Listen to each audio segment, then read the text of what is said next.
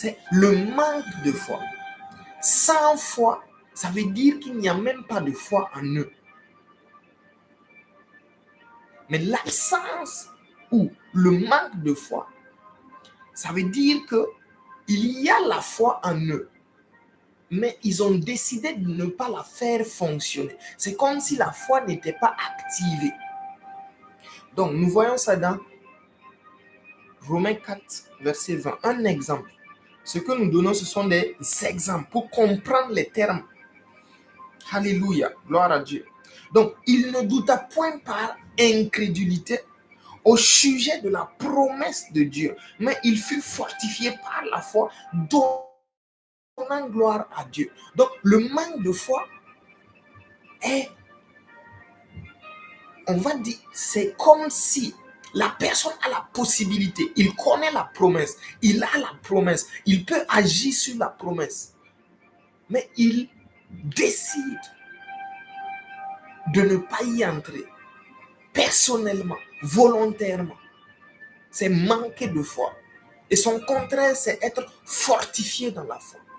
Parce que nous allons voir que la cinquième connotation, c'est la faiblesse dans la foi. Être faible dans la foi.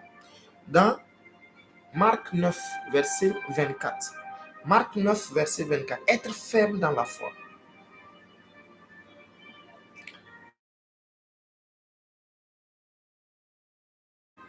Et souvent, l'esprit l'a jeté dans le feu et dans l'eau pour le faire périr. Mais si tu peux quelque chose, viens à mon secours. Et ça, c'est au verset 22. Donc, aussitôt, au verset 24, le père de l'enfant s'écria, je crois, viens au secours de mon incrédulité. Donc, la personne peut croire. Nous, en tant que chrétiens, nous pouvons croire que Dieu nous a guéris par les meurtrissures de Christ. Mais nous sommes dans l'incrédulité. Pourquoi? Parce que l'incrédulité est à un niveau dans notre vie où elle oppose notre foi. Donc, ce n'est pas que la foi n'est pas présente, ce n'est pas que la foi n'est pas active à un certain niveau, mais elle n'est pas active pour vaincre la quantité d'incrédulité qui est dans notre vie. Quand nous allons toucher les maladies chroniques, nous allons revenir sur ça en détail.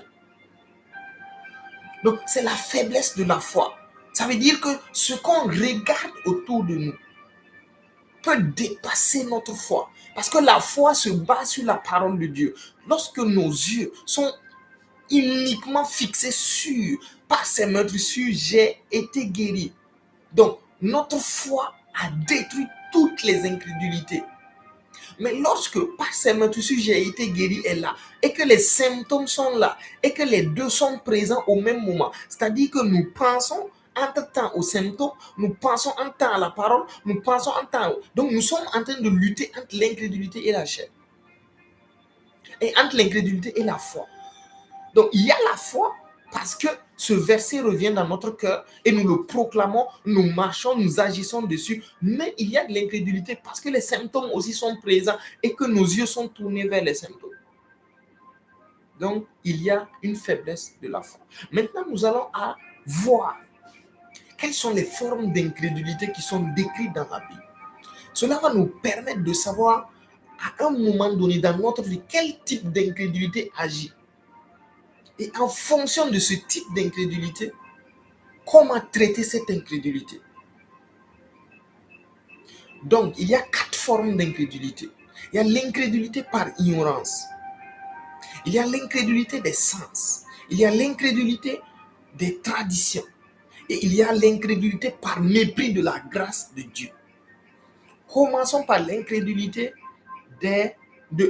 liée à l'ignorance. L'incrédulité liée à l'ignorance, nous pouvons voir ça dans 1 Timothée 1,13. La Bible dit dans 1 Timothée 1,13. 1 Timothée 1,13. Aujourd'hui, c'est un thème beaucoup plus révélationnel. Donc, pour le moment, nous n'avons pas encore atteint le summum de l'esprit que nous voulons, mais nous allons y arriver. Lorsque la parole va commencer à sortir de gloire en gloire, nous allons toucher des choses et détruire des choses telles que l'incrédulité dans les vies.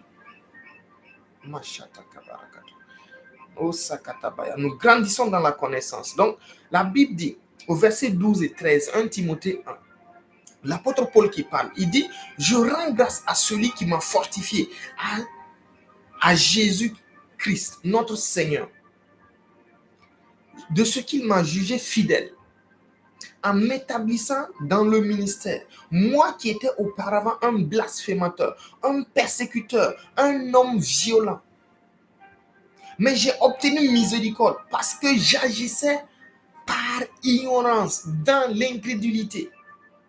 La raison pour laquelle l'apôtre Paul a été rencontré, c'est parce qu'il agissait par ignorance, dans l'incrédulité.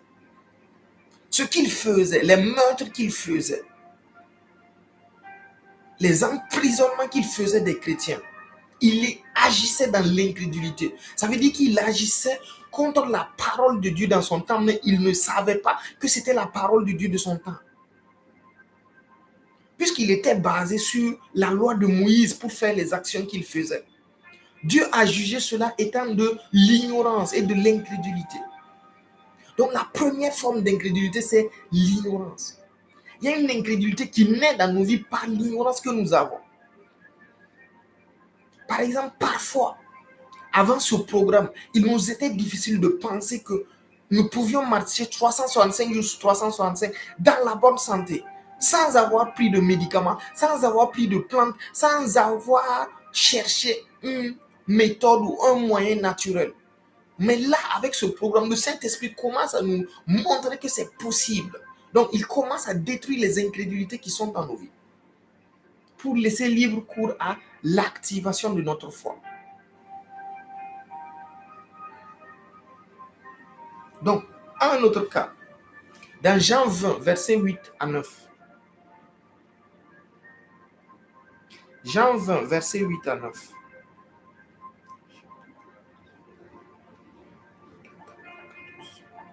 La Bible dit, dans Jean 20, verset 8 à 9, il dit, alors l'autre disciple qui était arrivé le premier au sépulcre entra aussi, et il vit et il crut.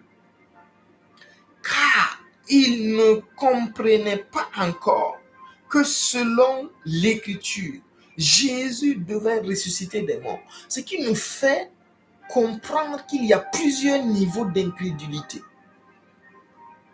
Là, les disciples étaient dans une forme d'ignorance, mais ce n'était pas une ignorance de l'information, puisque Jésus leur avait dit que j'allais mourir. 3 jours après, j'allais ressusciter des morts.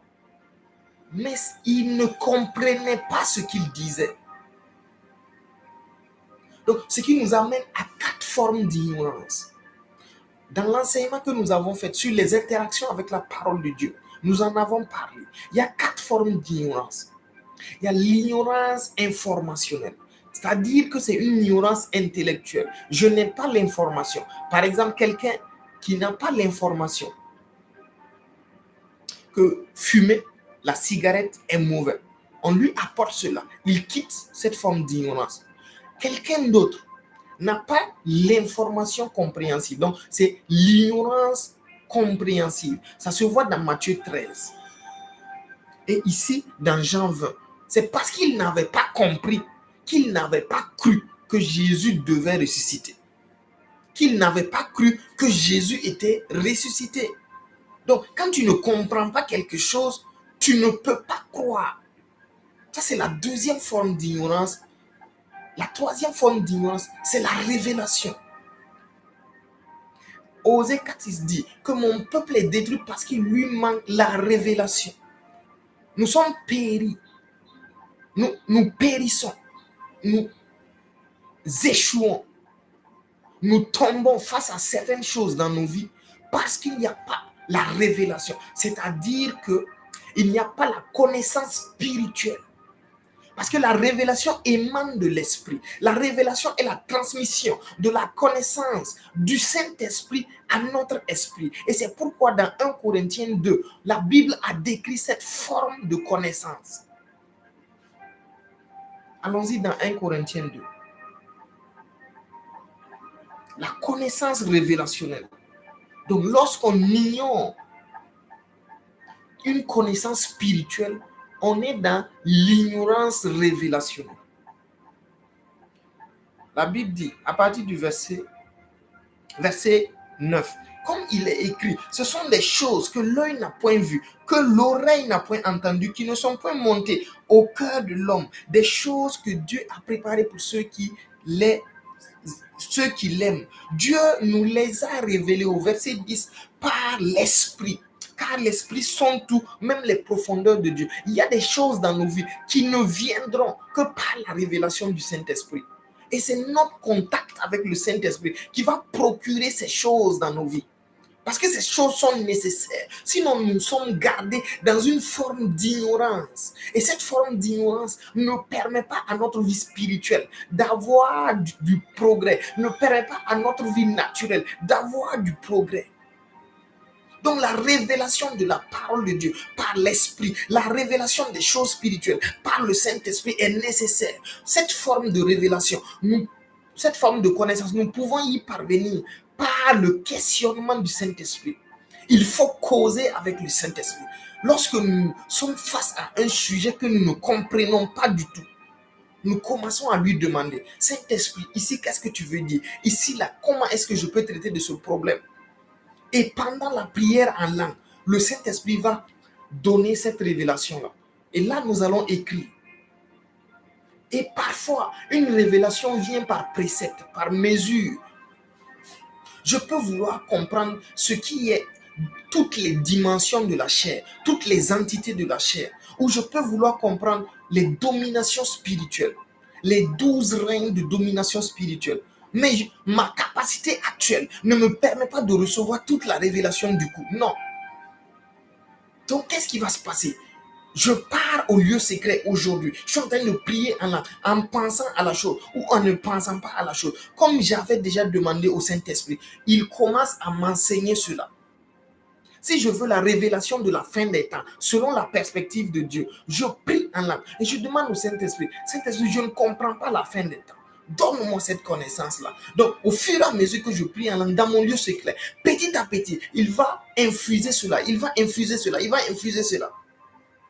Alléluia, c'est la connaissance révélationnelle. Donc, cette forme d'ignorance existe. Et maintenant, la dernière forme d'ignorance, c'est l'ignorance expérimentale.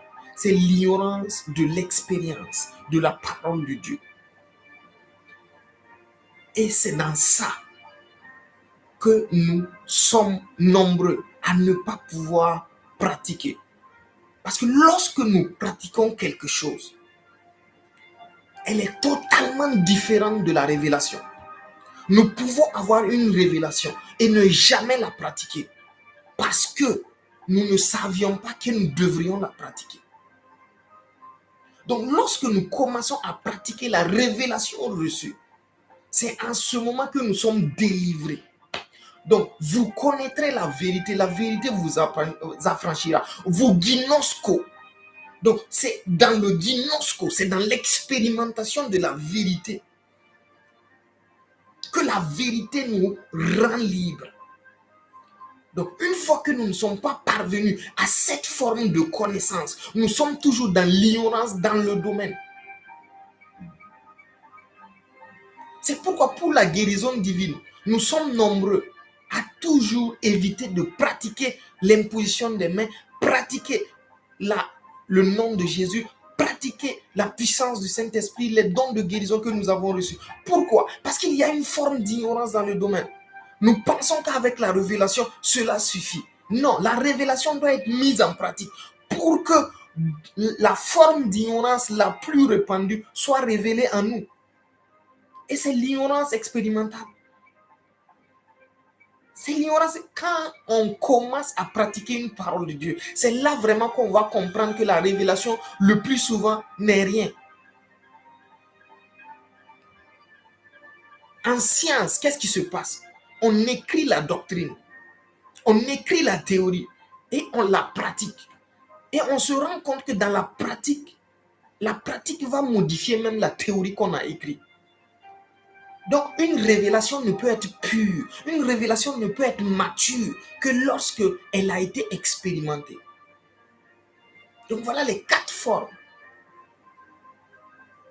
d'ignorance. Et l'ignorance est une forme d'incrédulité. Donc l'incrédulité par ignorance. La deuxième forme d'incrédulité, c'est l'incrédulité des sens. Alléluia. Marc 16, verset 14. L'incrédulité des sens. Et toutes ces choses, je vous assure, toutes ces incrédulités, ils sont dans notre chair. Ils ne sont pas dehors. C'est parce qu'ils sont à l'intérieur que cela annule notre foi. Parfois, il y a des domaines spécifiques. Par exemple, comme la bénédiction, la prospérité, la guérison, la santé divine, le salut, dont nous n'avons pas entièrement, ou même la justice. Nous sommes chrétiens et parfois, il nous arrive de dire que nous sommes pécheurs. Pourquoi? Parce que la révélation que nous avons de l'œuvre de Christ n'est pas expérimentale. Nous ne l'avons pas considérée comme pour nous-mêmes.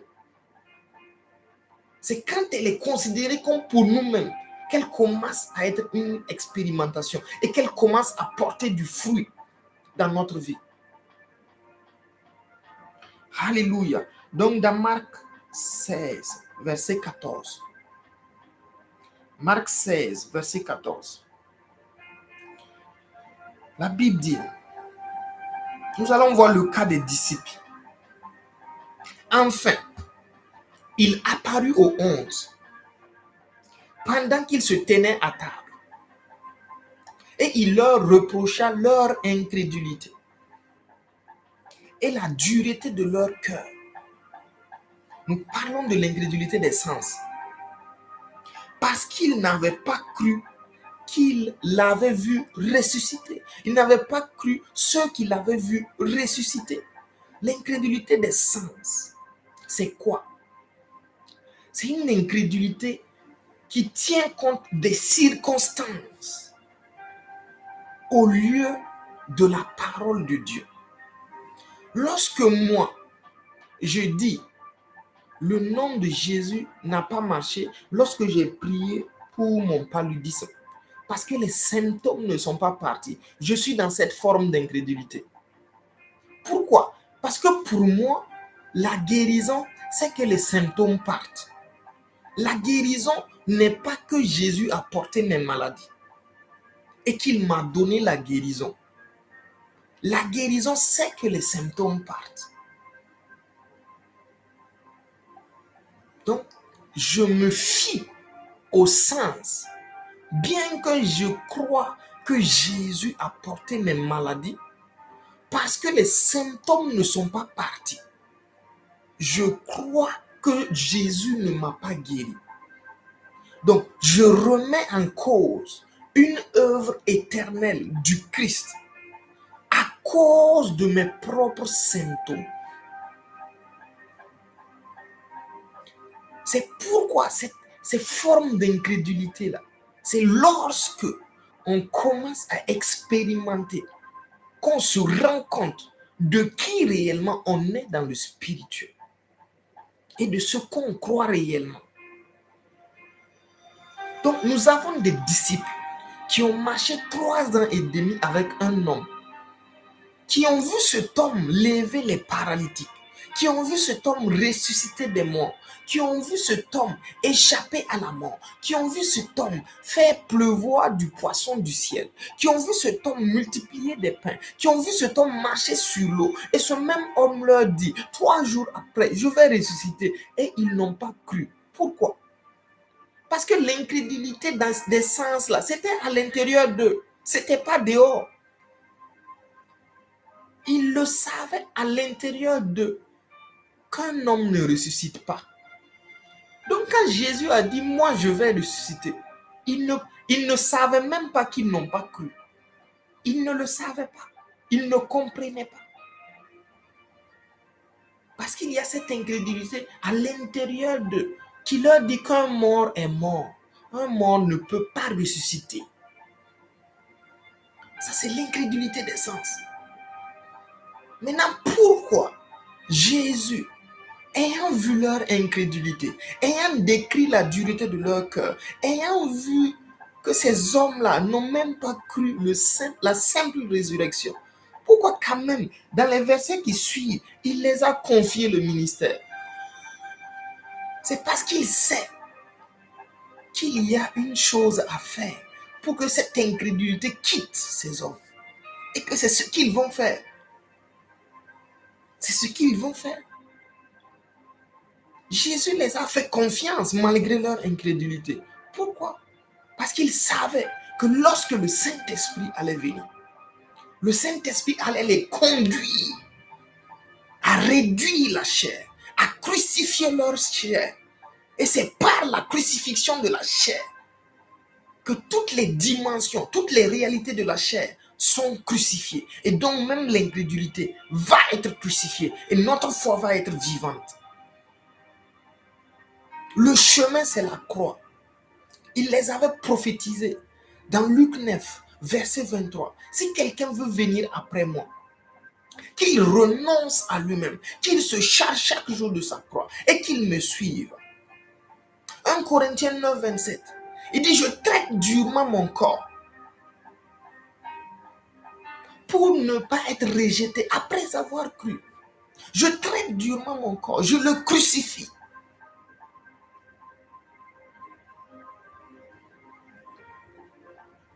La maturité passe par la crucifixion de la chair.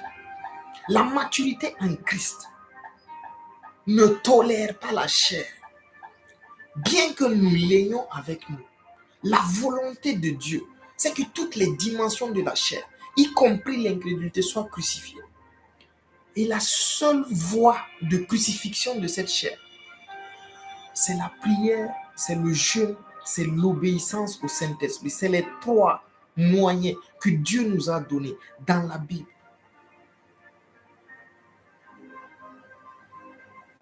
Comment nous crucifions l'orgueil? C'est en nous humiliant. Le Saint-Esprit dit, va te prosterner devant cette personne.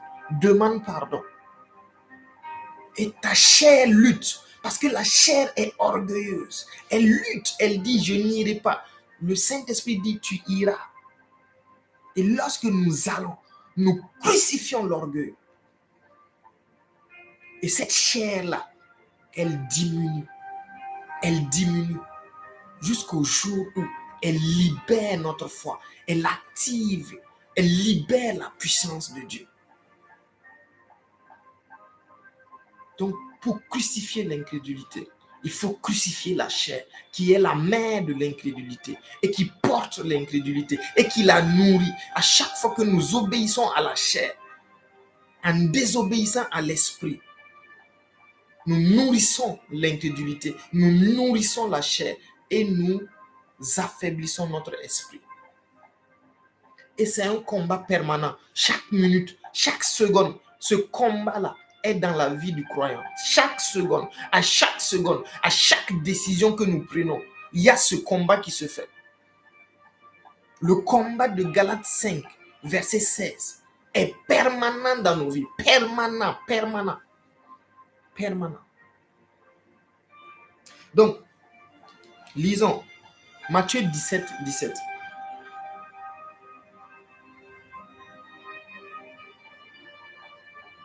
Matthieu 17, 17.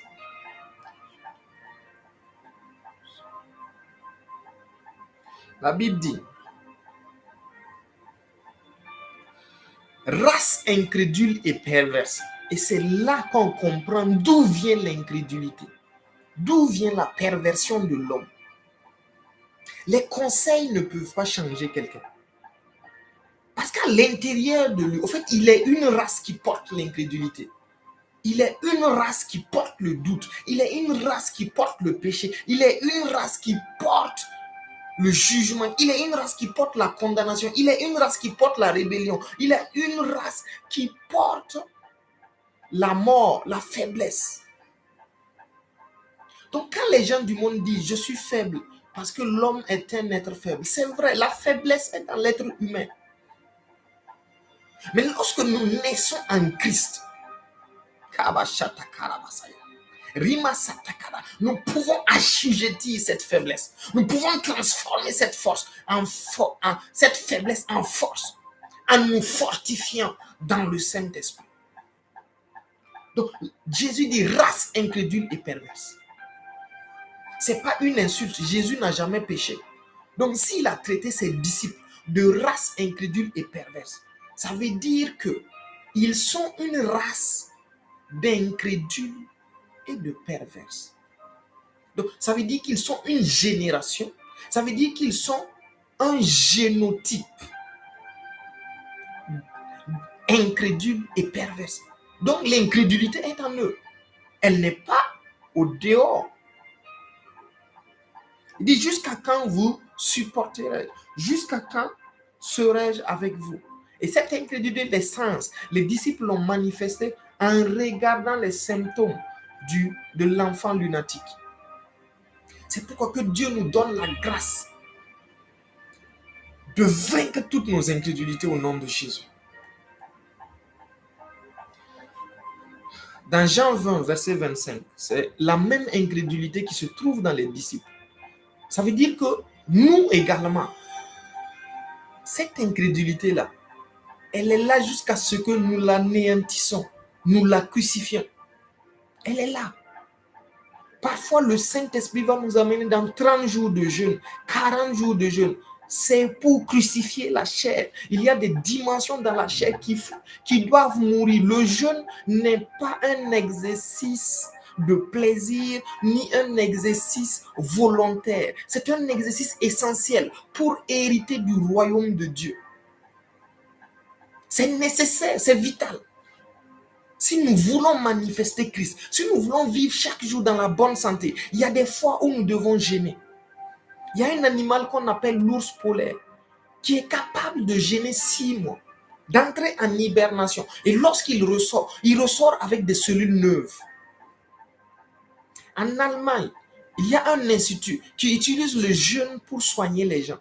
Vous venez là-bas, on vous met dans un jeûne surveillé et vos cancers sont détruits. Les maladies métaboliques, diabète, hypertension artérielle, ils guérissent les gens avec ça. Le jeûne est un exercice spirituel nécessaire, vital dans la vie du croyant, régulière, pour ne pas dire quotidienne, régulière, parce que la chair, elle vit avec nous tous les jours. Elle n'a pas de jour où elle vit avec nous et un autre jour où elle ne vit pas avec nous. Donc, c'est avec le Saint-Esprit que nous apprenons chaque jour à crucifier notre chair pour marcher dans la parfaite santé. Parce que l'incrédulité va être détruite. Donc, je disais Jean chapitre 20, verset 25. Jean chapitre 20, verset 25. Les autres disciples lui dit donc, nous avons vu le Seigneur. Il parlait à qui? À Thomas. Mais il leur dit, si je ne vois dans ses mains la marque des clous, et si je ne mets mon doigt dans le côté, dans la marque des clous, et si je ne mets ma main dans son côté, je ne croirai point. C'est l'incrédulité des sens. Ce que je ne vois pas, je ne crois pas. Ce que je ne touche pas, je ne crois pas. Ce que je n'ai pas entendu Dieu faire ou Dieu dit, je ne crois pas. Ce que, qu'est-ce qu'on va dire? Il y a lui, il y a la vue, il y a le toucher. Il y a tout ce qui est sens. Comme la science. S'il n'y a pas de preuve, on ne croit pas. Alléluia. Gloire à Dieu pour la science. Parce que ça permet de reconforter la parole de Dieu. Ça permet de confirmer la parole de Dieu. Parce que lorsque j'enlève mon sang, je fais le test, je vois que j'avais un palu. J'impose les mains, je dis au nom de Jésus, quitte mon corps. Demain, je pars faire le test, je vois que c'est négatif. La science a aidé à confirmer la parole de Dieu. Mais dans ce cas présent, elle développe l'incrédulité. Et le grand danger de l'incrédulité, c'est surtout dans les maladies chroniques. Elle développe l'incrédulité. Alléluia. Maintenant, nous passons à la troisième forme d'incrédulité, l'incrédulité des traditions. Le mot tradition dans la Bible veut dire paradosis. Paradosis. Ça se voit dans Matthieu 15, verset 3 et verset 6. Paradosis en grec. 15, verset 3. Jésus leur répondit, et vous, pourquoi transgressez-vous le commandement de Dieu au profit de votre tradition? Vous annulez ainsi la parole de Dieu au profit de votre tradition. Donc, il y a des questions à se poser sur l'incrédulité liée aux traditions. C'est-à-dire, c'est des connaissances que nous avons reçues. Et il y a 5 fondements de la tradition. Le premier, c'est les préceptes. Les préceptes humains. La sagesse humaine des choses est formée en préceptes qu'on nous enseigne. Pour nous qui avons fait la santé, on nous enseigne que tel symptôme plus tel symptôme plus tel symptôme égale à telle maladie. C'est un précepte, une vérification qu'on a faite et on a vu que c'est comme ça. Donc on garde ça comme un précepte. Chaque personne qui vient avec ces symptômes renvoie à ce précepte, à ce diagnostic donné. Mais lorsque nous rentrons dans les bénéfices de l'œuvre achevée de la croix, les choses changent. Pourquoi? Nous avons changé de royaume. Nous avons changé de dimension. Nous avons changé de coutume. Nous avons changé de précepte. Mais le problème, c'est que nous avons vécu longtemps par les préceptes humains. C'est ce qui fait que il est plus facile pour nous de croire les préceptes humains que de croire la parole de Dieu. C'est pourquoi il y a le renouvellement de l'intelligence qui doit s'opérer le jour où nous recevons Christ. Et c'est pourquoi le Saint-Esprit a été envoyé pour nous enseigner chaque jour les préceptes du royaume. Parce que le royaume a ses préceptes. Le royaume de Dieu a ses préceptes. Le royaume du monde a ses préceptes. Et ces préceptes sont opposés l'un l'autre. Opposés. Comme le ciel est éloigné de la terre, ainsi les pensées de Dieu, les préceptes de Dieu sont différents de ce que nous recevons sur la terre. Et c'est pourquoi il faut cette transformation. Alléluia. Donc les préceptes sont des règles moraux ou des règles religieuses qui sont utilisées pour guider, qui sont utilisées pour régler les conduites. Mais ces préceptes humains sur la santé ne passent pas dans la vie du chrétien. C'est les préceptes divins qui sont d'actualité. Donc, le deuxième mot ou le deuxième fondement des traditions, c'est les rituels. Ce sont des coutumes. À chaque fois que j'ai mal à la tête, je prends du paracétamol. C'est une coutume. À chaque fois que quelqu'un a mal à la tête, on lui conseille le paracétamol. C'est une coutume. Mais ce n'est pas une coutume du royaume des cieux. C'est une coutume de la terre. La prochaine fois, avec ce programme, que j'aurai mal à la tête, le réflexe sera d'appliquer les coutumes du royaume. Comme Jacques 5, verset 13 l'a dit. Il dit, quelqu'un parmi vous est-il malade? Qu'il appelle les anciens, qu'il impose les mains et qu'il prie pour lui avec foi. La prière de la foi sauvera le malade. Donc, à chaque fois que je vois que mon corps est attaqué par une maladie, par ce programme, la coutume que nous allons avoir envie de faire à chaque fois, c'est on impose les mains, on ordonne au nom de Jésus et la maladie quitte. Alléluia. C'est cette coutume-là que le Saint-Esprit veut infuser dans l'église corps du Christ. Pour les temps où nous sommes. Pour ne pas quitter cette terre comme des gens qui n'ont eu aucun impact, aucune différence avec ceux qui ne sont pas dans le royaume de Dieu. Parce que si nous avons les mêmes coutumes, comment pourront-ils nous différencier d'eux? Il n'y a aucun critère. Si je suis malade, je pars à l'hôpital en tant que chrétien. Celui qui est non-croyant part à l'hôpital en tant que non-croyant. La différence n'est pas nette. Mais si je suis chrétien et que je suis malade et que les gens disent, tu es malade, on sent que ton corps est chaud, mais tu dis, j'utilise l'imposition des mains. Ils vont dire, ah bon? Donc, toi, tu es dans ton royaume et tu leur montres ce que tu utilises. Et ça va les tiquer. Mais lui, il ne tombe pas malade comme moi.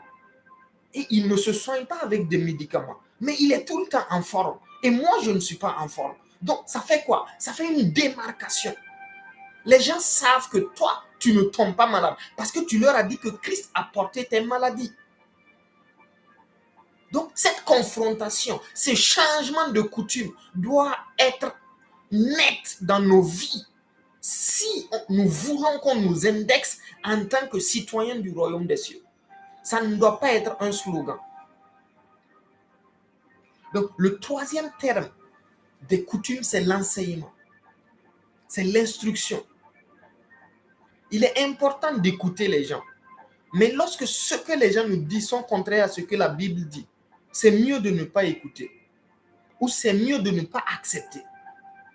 Toute instruction contraire à la Bible doit être oubliée sur le même champ. Parce que ça forme l'incrédulité. Puisque ça crée des forteresses. Nous allons le lire dans 2 Corinthiens, chapitre 10, versets 4 à 5. Le problème des traditions, c'est les forteresses que ça crée. Ça crée des forteresses insurmontables. La Bible dit, les armes avec lesquelles, au verset 4, nous combattons ne sont pas charnelles, mais elles sont puissantes par la vertu de Dieu pour renverser quoi? Les forteresses. Nous renversons, il va citer les forteresses. Nous renversons les raisonnements, les hauteurs qui s'élèvent contre la connaissance de Dieu. Donc, c'est-à-dire que tout enseignement, toute instruction que quelqu'un me donne qui est contraire, même si c'est un homme de Dieu, qui est contraire à la parole de Dieu, c'est une forteresse qu'il est en train de créer dans nos vies. C'est une forteresse qu'il est en train de créer dans ta vie. Et ça va nourrir l'incrédulité. Parce que ça va nourrir la chair. Donc, ce n'est pas tout ce que les gens disent que nous devons recevoir. C'est pourquoi les oreilles, le cœur, les yeux sont appelés des portes. Donc, qui sont à notre guise. Nous pouvons fermer la porte comme nous pouvons l'ouvrir. Donc, à chaque fois, nous devons avoir en conscience cet aspect des choses. Il y a des traditions qui nourrissent l'incrédulité. Et ces traditions peuvent venir des enseignements, peuvent venir des coutumes, peuvent venir des préceptes que nous avons. Et si c'est les enseignements, ça crée des forteresses parce que c'est des raisonnements, c'est des sciences, c'est des connaissances qui sont différentes de la connaissance que nous avons de Dieu, ce que Christ nous a apporté. Alléluia. Donc, nous devons détruire ces choses dans nos vies par le renouvellement de l'intelligence, par la méditation de la parole de Dieu, vivante et efficace. Donc, il dit maintenant, nous amenons toute pensée à l'obéissance de Christ par la parole de Dieu, par les armes de Christ. Par les armes de Christ. Donc, la quatrième chose, c'est la loi. Les traditions sont sous forme de loi. Donc, le quatrième fondement des traditions, c'est les lois. Donc, ce sont des règles d'assujettissement. Une loi, c'est tout ce qui te contraint à faire quelque chose. C'est ça la loi. Et sur le plan de la santé divine, tout ce qui est utiliser un autre moyen pour se soigner est une loi. C'est la foi qui est la seule loi spirituelle recommandée par le Seigneur. Le juste vivra par sa foi. Et s'il se retire. Mon âme ne prend pas plaisir en lui. La seule loi, le seul moyen spirituel, c'est la foi.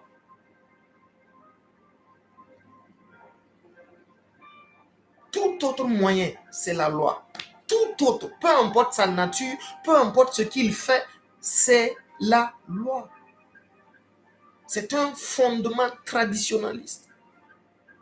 Elle n'a pas sa place dans la parole de Dieu. La seule chose que la parole de Dieu reconnaît, c'est la foi. Donc, la quatrième incrédulité que nous allons voir très rapidement. Bon, avant cela, nous allons lire un autre passage. Non, c'est bon. Lisons un autre passage rapidement pour voir la quatrième incrédulité. C'est l'incrédulité du mépris de la grâce. Alléluia. Nous voyons cela dans un premier passage dans Matthieu 13, verset 58. Matthieu 13, verset 58. Qu'est-ce que dit la Bible? Bon, lisons à partir du verset 56. Non, 55 même. Voilà. Lorsque Jésus eut achevé ses paraboles, il partit de là. S'étant rendu dans sa patrie, il enseignait dans la synagogue, de sorte que ceux qui l'entendirent étaient étonnés et disaient, d'où lui viennent cette sagesse et ces miracles? N'est-ce pas le fils du charpentier? N'est-ce pas Marie qui est sa mère? Jacques, Joseph, Simon et Jude, ne sont-ils pas ses frères? Et ses sœurs, ne sont-elles pas toutes parmi nous? D'où lui viennent donc ces choses? Et il était pour eux une occasion de chute. Mais Jésus leur dit, un prophète n'est méprisé que dans sa patrie, dans sa maison. Verset 58, il dit, il ne fit pas beaucoup de miracles dans ce lieu à cause de leur incrédulité. C'est l'incrédulité du mépris de la grâce de Dieu. Dans la parole, dans ce que Christ a fait, dans l'œuvre achevée de Christ, il y a tout ce qui est nécessaire pour nous, pour que nous vivions dans la bonne santé, dans la parfaite santé par la foi. Mais ne méprisons-nous pas parfois la parole de Dieu? Parfois, nous méprisons l'imposition des mains. Oui, parfois, nous méprisons l'imposition des mains. Parce que lorsque nous imposons et que les symptômes sont toujours là, nous disons ça n'a pas marché. C'est un mépris. Puisque la parole dit, vous imposerez les mains aux malades, les malades seront guéris. C'est un mépris que nous faisons en regardant les symptômes alors que la parole dit que le malade sera guéri. Donc l'idée de la foi, ce n'est pas de voir les symptômes disparaître avant de croire. L'idée de la foi, c'est de croire avant de voir les symptômes disparaître. Et c'est là que nous tombons beaucoup. Nous méprisons la parole de grâce. C'est une forte incrédulité. Elle n'est là que lorsque nous commençons à pratiquer la parole de Dieu. Lorsque je commence à confesser, par ces meurtrissures, je suis guéri. C'est en ce moment que nous allons savoir si oui ou non, il y a le mépris de la grâce de Dieu. Il y a le mépris de la parole de grâce dans notre cœur. C'est quand nous allons voir que après confession, 10 jours, 20 jours, rien ne change. Nous allons dire, ah, cette affaire-là, ça ne doit pas marcher. Un mépris. De la même manière, ces personnes ont dit, n'est-il pas le fils du charpentier? Joseph et Marie ne sont-ils pas ses parents?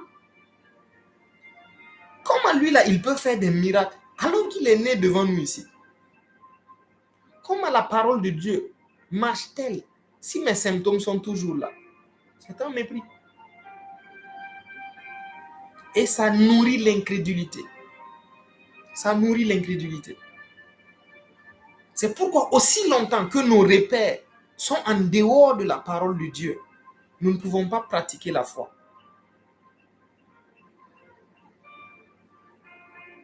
Notre repère, c'est la parole de Dieu. La seule chose, le seul fondement inébranlable dans nos vies, c'est la parole de Dieu.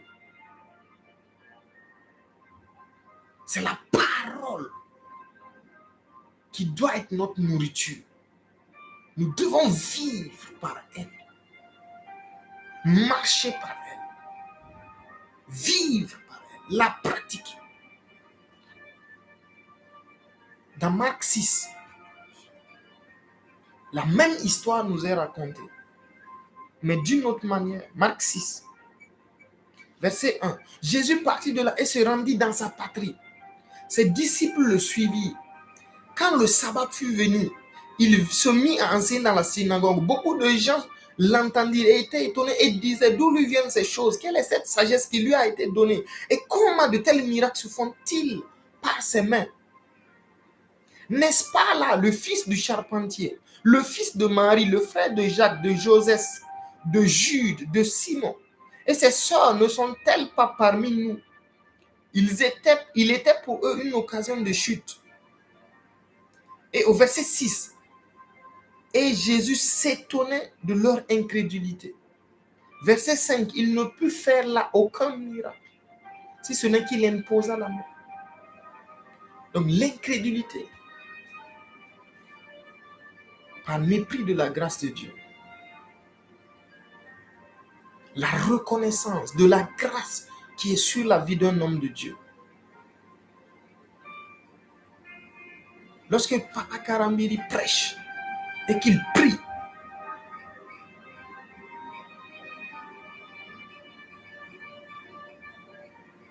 croire à la prière. Lorsqu'un homme de Dieu parle, qu'il prie, croire à la prière. Mais nous tous, nous sommes dans ce cas où nous méprisons certaines choses. C'est à peine si nous avons retenu la parole. C'est à peine si nous avons retenu même la prière. Cela fait que notre foi n'est pas ferme. Donc, pour sortir de l'incrédulité, toutes les incrédulités que nous avons vues, les 4 formes, la seule chose pour sortir de ça, c'est la consécration totale, la dédicace de tout notre être à Dieu. Chaque jour, à chaque instant. Est-ce que je ne suis pas en train de gaspiller du temps que je pourrais confier à Dieu ou que je pourrais confier à des choses importantes? C'est cette mentalité qui doit demeurer dans notre vie pour que toutes ces incrédulités, pour que la chair soit crucifiée. C'est de dire, Saint-Esprit, qu'est-ce que tu dis aujourd'hui?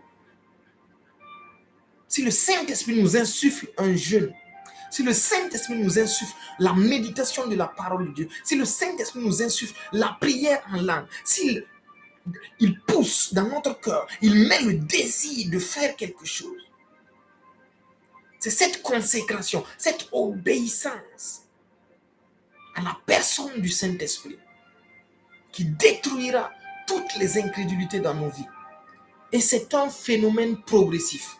L'incrédulité, la destruction, la crucifixion de la chair, la crucifixion de l'incrédulité est progressif. Et nous allons le voir au fur et à mesure, lorsque nous allons toucher la consécration, lorsque nous allons toucher les formes de consécration, lorsque nous allons toucher les maladies chroniques.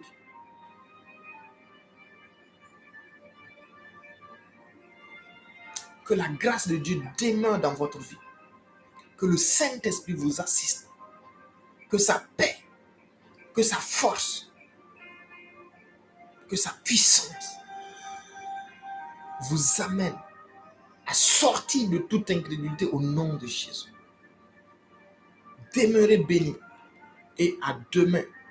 Shalom, shalom, shalom.